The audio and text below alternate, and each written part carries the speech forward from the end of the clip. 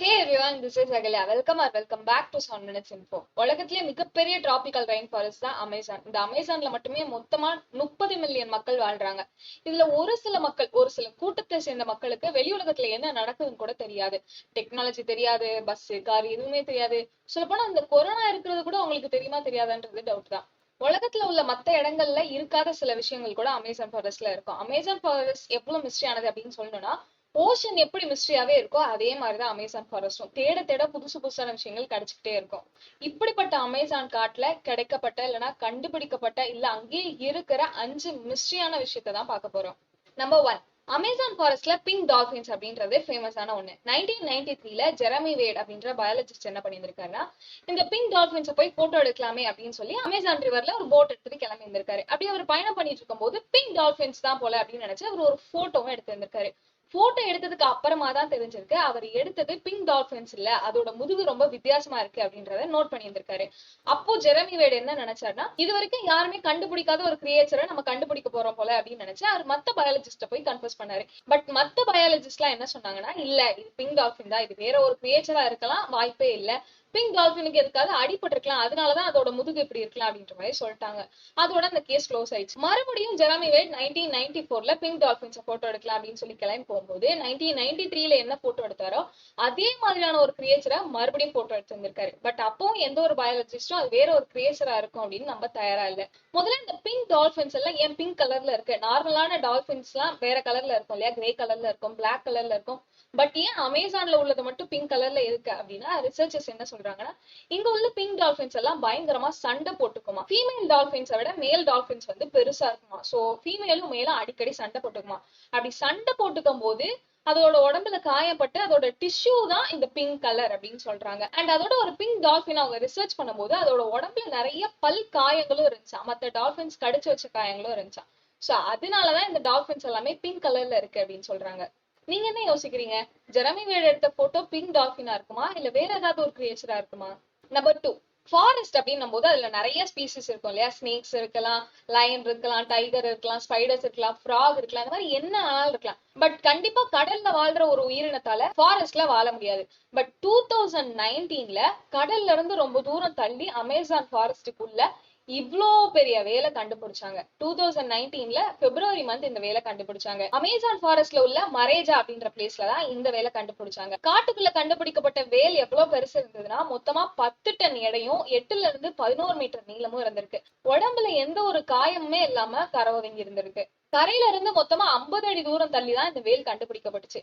இந்த வேல்ல என்னென்ன மிஸ்ட்ரி எல்லாம் இருக்குன்னா, ஃபர்ஸ்ட் எப்படி இந்த வேல் ஃபாரஸ்ட்குள்ள வந்தது, ரெண்டாவது இது எப்படி செத்து போச்சு, மூணாவது வேல்ஸ் எல்லாமே பிப்ரவரி மந்த் எப்பயுமே அமேசான் ஃபாரஸ்ட் பக்கத்துல வராதான், 600 கிலோமீட்டர் தள்ளி நார்த் சைட் டிராவல் பண்ணி போயிருமா. அப்படி இருக்கும்போது இந்த வேல் மட்டும் எப்படி அமேசான் ஃபாரஸ்ட்க்கு வந்துச்சு? முதல் கேள்விக்கான பதில் என்னவா இருக்கணும்னா, ஒண்ணு இது கரெக்ட் பக்கத்துல இருந்திருக்கலாம், வேற யாராவது தள்ளி நகட்டி 50 அடி தூரத்துக்கு கூட கொண்டு வந்திருக்கலாம், அது யாருக்குமே தெரியாம கூட இருந்திருக்கலாம். ரெண்டாவது அண்ட் மூணாவது கொஸ்டினுக்கான ஆன்சர் என்னன்னா, இந்த வேல் பசினால கூட செத்து இருக்கலாம் அப்படின்னு மெரைன் மேமல் எக்ஸ்பர்ட்டான எமன் அப்படின்றவங்க சொன்னாங்க. பிப்ரவரி மாசம் எப்பயுமே அமேசான் ஃபாரஸ்ட் பக்கத்துல உள்ள வேல்ஸ் எல்லாமே 600 கிலோமீட்டர் நார்த்தை நோக்கி பயணம் செய்ய ஆரம்பிச்சிருமா. அப்படி பயணம் செய்யும் போது ஒருவேளை இந்த வேல் வந்துட்டு அவங்களோட அம்மா கிட்ட இருந்து பிரிஞ்சிருக்கலாம் அப்படின்ற மாதிரி சொன்னாங்க. பிரிஞ்ச வேலுக்கு சாப்பிட எதுவுமே கிடைக்காததுனால கூட செத்து போயிருக்கலாம் அப்படின்ற மாதிரி தான் மெரைன் பயாலஜிஸ்ட் எம்ன்னு சொன்னாங்க. நம்பர் 3, உலகத்துல எங்கேயுமே கண்டுபிடிக்க முடியாத ஒரு ரிவர் தான் அமேசான் ஃபாரஸ்ட்ல இருக்கு. பாய்லிங் ரிவர், நல்லா கொதிக்க இருக்கிற தண்ணி. இந்த தண்ணியை யாருமே சூடு பண்ணல, இயற்கையாவே சூடாயிட்டே இருக்கும். இந்த ரிவர்ல உள்ள தண்ணி எந்த அளவுக்கு சூடா இருக்கும்னா 45 டிகிரி செல்சியஸ்ல இருந்து 100 டிகிரி செல்சியஸ் வரைக்கும் சூடா இருக்குமா.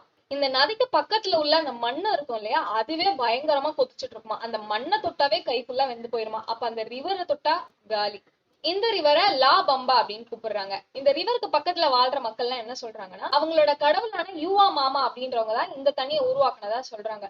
பொதுவா ஒரு தண்ணி சூடா இருக்கு அப்படின்னா அது பக்கத்துல ஏதாவது எரிமலை இருந்துச்சுன்னா அந்த தண்ணி சூடா இருக்கிறதுக்கான வாய்ப்பு இருக்கு.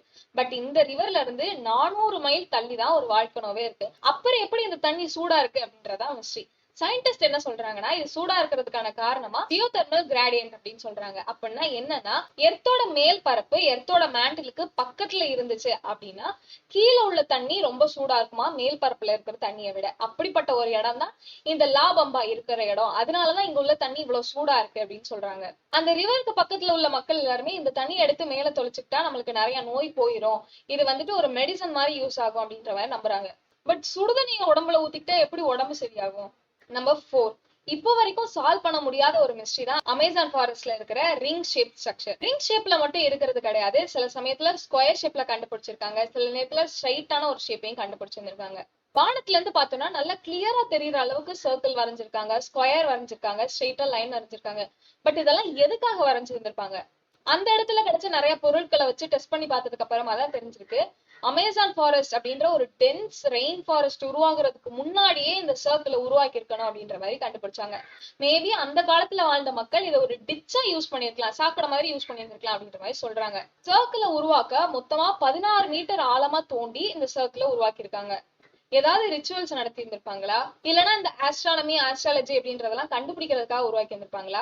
ஒரு தியரி என்ன சொல்லுதுன்னா இந்த ஸ்கொயர் ஷேப் சர்க்கிள் ஷேப் எல்லாமே ஏலியன்ஸால உருவாக்கப்பட்டது அப்படின்ற மாதிரி சொல்றாங்க. ஏலியன்ஸ் வானத்துல டிராவல் பண்ணி வரும்போது கீழே ஒரு பிளேஸ் அவங்க எக்ஸாக்டா குறி வச்சு பாக்குறதுக்காக தான் இந்த மாதிரி சர்க்கிள் ஷேப் இல்லைன்னா ஸ்கொயர் ஷேப் எல்லாம் உருவாக்கிருப்பாங்க அப்படின்ற மாதிரி சொல்றாங்க. பட் இது வெறும் தியரி தான், இதுதான் எக்ஸாக்ட் அப்படின்னு கிடையாது. நம்பர் 5, நான் சொல்றதை சும்மா கற்பனை பண்ணி பாருங்களேன். நீங்க ஒரு ஆசாசையா ஒரு ட்ரீ வாங்கிட்டு வந்து வைக்கிறீங்க, சின்ன வயசுல இருந்து அதை வளர்த்துட்டே இருக்கீங்க. அந்த ட்ரீயை சுத்தி ஒரு சர்க்கிள் மாதிரி போட்டு தண்ணி விடுறதுக்காக வச்சிருந்திருக்கீங்க. ஒரு நாள் காலையில எந்திரிச்சு தண்ணி விடலான்னு வரீங்க, அப்ப பாத்தீங்கன்னா அந்த சர்க்கிளை தாண்டி அந்த ட்ரீ நின்னுச்சுன்னா என்ன பண்ணுவீங்க? நானா தான் அந்த இடத்துல மயங்கி விழுந்துருவேன். ட்ரீஸால கண்டிப்பா மூவ் ஆகவே முடியாது, அதோட கிளைகள் எல்லாத்தையுமே ஆட்டலாமே தவிர அதோட ரூட்டே தூக்கி பக்கத்துல ஒரு பிளேஸ்க்கு மாறிட முடியாது. பட் அமேசான் ஃபாரஸ்ட்ல உள்ள ஒரு ட்ரீ மூவ் ஆகும், அதோட பிளேஸ ஒரு இடத்துல இருந்து இன்னொரு பிளேஸ்க்கு மாத்துமா. கேட்கவே வித்தியாசமா இருக்குல்ல. இந்த ட்ரீக்கு வாக்கிங் பாம் அப்படின்ற பேர் வச்சிருக்காங்க. இந்த வாக்கிங் பாம் ட்ரீஸ் எல்லாம் எப்படி ஒரு பிளேஸ்ல இருந்து இன்னொரு பிளேஸ்க்கு நகருதுன்னா இந்த ட்ரீயோட ரூட் ஏதாவது செயல்பட வேண்டிய முறையில செயல்படாம அழுகி போயிருச்சுன்னா, இல்லைன்னா வேற ஏதாவது பாதிப்பு ஏற்பட்டுச்சுன்னா இந்த ட்ரீ வேற ஒரு ரூட்டை புதுசா கிரியேட் பண்ணுமா. அப்படி வேற கிரியேட் பண்ணும்போது பக்கத்துல உள்ள மண்ணுக்குள்ள அதை செலுத்த ஆரம்பிச்சிருமா. இதனாலதான் இந்த ட்ரீ ஒரு பிளேஸ்ல இருந்து இன்னொரு பிளேஸ்க்கு மூவ் ஆகுது அப்படின்றத கண்டுபிடிச்சிருந்திருக்காங்க. இந்த மரத்துல உள்ள வேற வச்சுதான் அந்த இடத்துல உள்ள பீப்புள் எல்லாருமே வீடு கட்டுறது இல்லைன்னா வேட்டையாடுறதுக்கு கம்பு செய்யறது அப்படின்ற மாதிரி எல்லாம் யூஸ் பண்ணிட்டு இருக்காங்க. இந்த மரத்துல உள்ள ஒரு மஞ்சள் கலர் பழத்தை சாப்பிடவும் செய்யலாமா, அண்ட் அதை மெடிசனாவும் யூஸ் பண்ணிட்டு இருக்காங்க. இதெல்லாம் தான் நான் இன்னைக்கு உங்களுக்கு சொல்லணும் அப்படின்னு நினைச்சேன் 5 விஷயம். இந்த 5 விஷயத்துல உங்களுக்கு எது ரொம்ப பிடிச்சிருந்துச்சு அப்படின்றத மறக்காம கமெண்ட் பண்ணிருங்க, லைக் பண்ணிருங்க, ஷேர் பண்ணிருங்க, அண்ட் முக்கியமா சப்ஸ்கிரைப் பண்ணிருங்க, பக்கத்துல உள்ள பெல் ஐக்கனை கிளிக் பண்ணிருங்க. இன்னொரு வீடியோல பார்க்கலாம். டூடல்ஸ்.